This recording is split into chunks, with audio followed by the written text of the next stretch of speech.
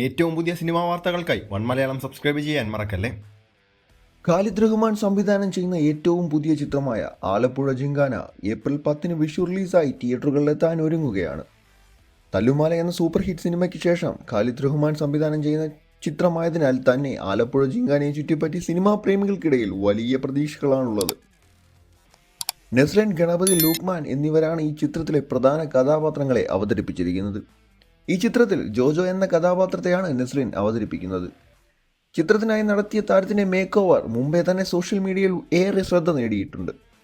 ഇപ്പോഴത്തെ ആലപ്പുഴ ജിങ്കാനയിൽ തൻ്റെ കഥാപാത്രത്തെക്കുറിച്ച് നെസ്ലൻ തന്നെ തുറന്നു പറയുകയാണ്.